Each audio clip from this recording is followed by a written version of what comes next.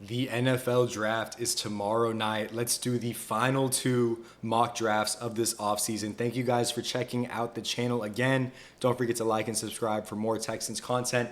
And alert, put it on your calendar. I will be going live for the whole first round of the draft tomorrow starting around 6:30 at night. So feel free to hop in, watch my reactions to some picks, go chat in the live chat. It'll be awesome. Just stop by, say what's up. Really appreciate that. But today, let's get back to these first two mock drafts. The first one's going to be on the NFL mock draft simulator site. Second one's going to be on PFF. Now, one thing I want to make clear is that in this first draft, I am going to be trying to trade up for an offensive lineman simply because that's what's recently been leaked. Kind of some news has come out that the Texans have been looking for potential trade ups. So, first mock draft, we are going to trade up for a lineman. Let's do that and let's get straight into this.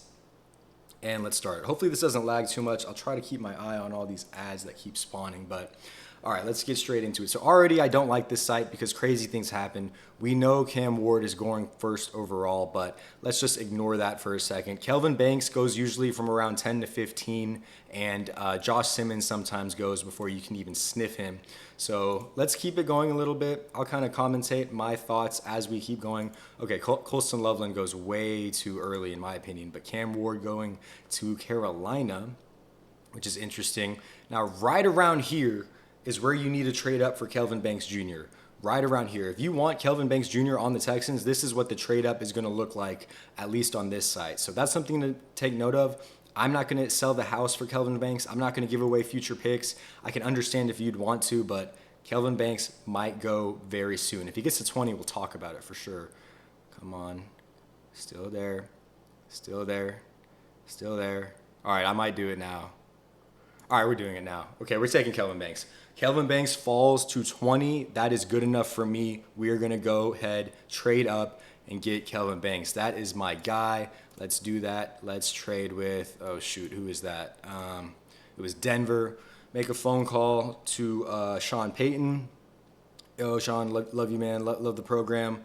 Yeah, we'll give you 25. We'll give you a third, 89. Let me get 20 from you. Accepted. Awesome. Thanks. Bam. Switching with the Broncos, and then yeah, bam, drafting Kelvin Banks Jr. with the trade up. So we no longer have two third-round picks. I still think it's worth it. I think it makes sense to go up to 20 if Kelvin Banks goes.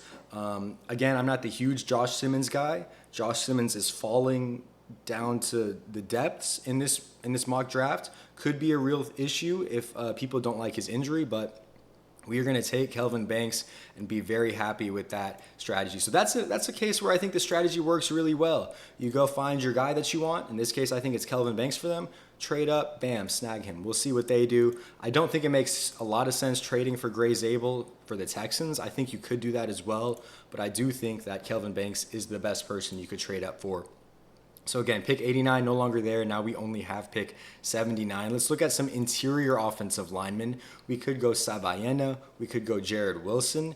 It does seem like the kid from Georgia, Tate Ratledge, is going a lot earlier. So if you wanted to double up on offensive linemen, I wouldn't necessarily hate it. I do think we got to address some receivers. Besh, Royals, and Williams are still there. Besh, one of the highest floor guys in my opinion. Royals, solid out of Utah State. Kyle Williams, a lot of people like. I'm not as big of a Kyle Williams guy as I think some people are, but I do see the appeal. Savion, it's too early for Savion. Let's look at the running backs really quick. Caleb Johnson, Cam Scatterbo, Dylan Sampson. I think you could find some great running back value in the third round, and for that reason, I think I'm going to choose between wide receiver and interior offensive line. I know Jonas Savaiena is suggested to me. If I was taking a guard, it would be him. Wide receiver wise, I like Besh, I like Royals, I like Williams. I can see the appeal. So I think I might cross my fingers and pray that one of them is still there at 79. I think I'm going to do that. And I think I'm not going to give this offensive line an excuse to be bad. This offensive line will not be bad under my watch, going straight to our future tackle in the first round and picking up a guard in the second round. Now let's close our eyes and pray a little bit as we get back on the board at 78. So far, I think it's been a great draft. The mock draft simulator really loves it with two A pluses. We are back on the board. Decline those trade offers, and now fingers crossed. Oh, let's go. Jack Besh is still there. For whatever reason, they chose Hamilton over Besh. Perfectly fine. If that's your take, that's all you. Yeah, I don't even think I'm going to think about this. Wow, and Caleb Johnson and Scatterbo still there. So this is a very defensive heavy draft. Honestly, you could trade back. You could just trade back, in my opinion. You're in a great spot to trade back. You could go receiver. You could also just trade back and get a really good running back. I think we're going to go receiver, though. Yeah, I think we're going to go receiver with Besh, and I think we're just going to call it a day at that. So that is the first draft. 3 A+. I have never gotten 3 A+. With their grading system. Not that I take, always got to take their grading system with a grain of salt because everyone has players ranked differently on their boards.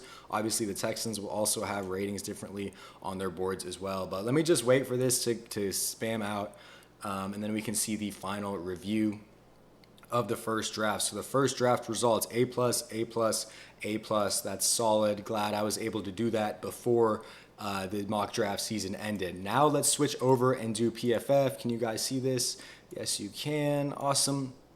So now let's do the PFF mock draft. No trades on this one because I'm unfortunately a broke college kid, but we're going to enter the draft and we're going to get straight into this as well. Let's start it. So again, no trades. Don't really have to pay attention too much to what's going on until after the fact. I can scoot this down a little bit. Give me 1 second, guys. I just want to make sure you guys can see this a little more clearly.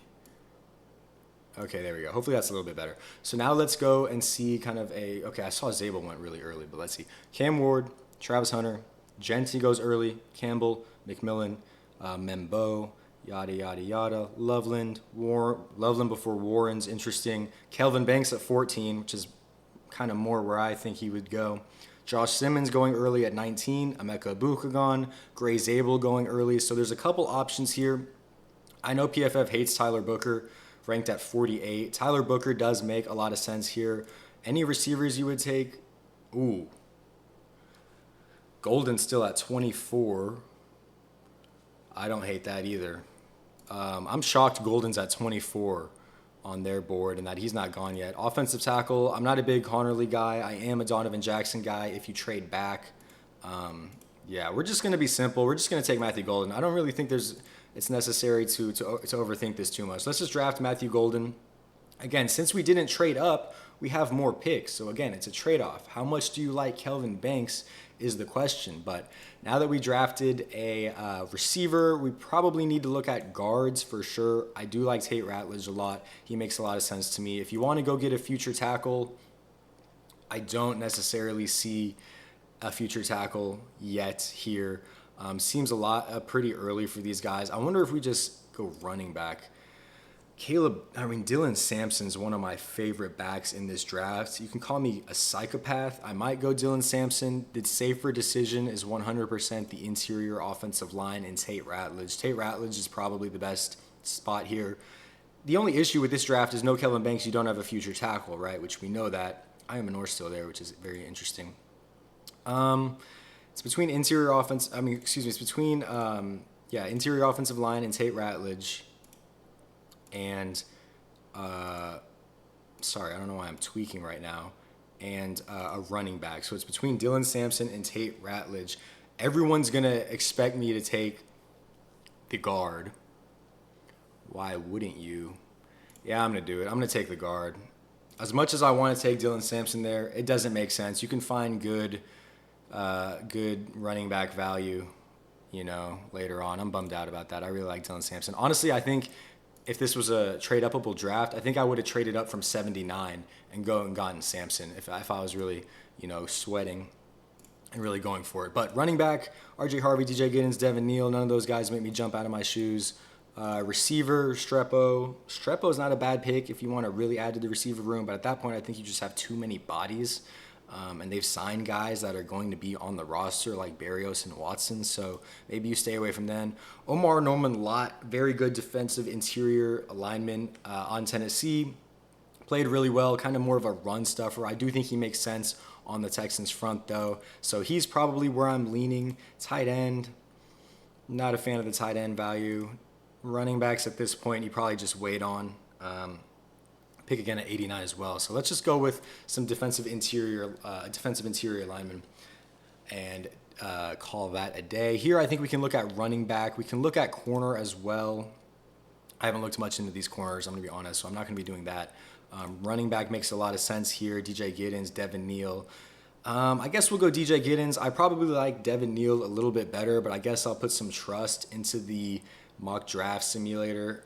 I could just take Devin Neal and ruin my grade. I think that's fine though. I think the Texans like Devin Neal more than DJ Giddens. They definitely talk to Devin Neal more. One of the most productive backs in college. Let me just make sure there's nothing like glaring hitting me in the face. If you wanted to go Savion, Restrepo, maybe you roll the dice there with a good receiver. I almost wonder if we just go Restrepo. See, Restrepo feels really, really good at the back end of the third. Where do we go? Okay, let's do receivers. Let's do running backs. Maybe tackle, like a late tackle. I wouldn't hate taking a late tackle at this point too, just to see if you can squeeze some juice out of some guy and have a shot at a tackle of the future. So I might do that. I might grab a tackle. We already took our receiver. We already took our guard. I think I'm going to go for Cameron Williams, who to me has a lot of good traits, a lot of good upside. Obviously, he hasn't played much. He's really young. He's only like 3 years in college. So I'm going to go Cameron Williams and just try to look for that tackle value there. It's a little early for him. I know. But you want a tackle, you get a tackle. So let's grade the draft. Definitely kind of tanked it a little bit with the Cameron Williams pick and the Ratledge pick. But that being said, still got a draft grade of A in the top 19% of Texan drafts. So I guess we will take that. There's the other one. So that's pretty much all I got for this video, guys. Let me know about what you guys think about the drafts. Do you like the trade up strategy, or do you really want to keep that extra third round pick? Because I'm assuming that you would trade pick 89. You might have to trade pick 79, but I'm not doing that for the sake of the video. But don't forget, guys, going live tomorrow at 6:30 for the first round of the draft. So make sure to tune into that. Thank you guys so much for watching. I will see you in the next one, man. Peace out.